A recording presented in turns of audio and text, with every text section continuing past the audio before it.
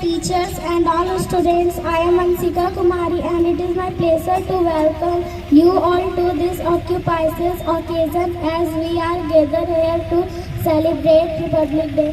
On this glorious day back in 1950, Bharat adopted its constitution and became a democratic republic. This day holds immense importance in the heart of very Indian as the symbolize the culmination of our long and hard fight and struggle for freedom.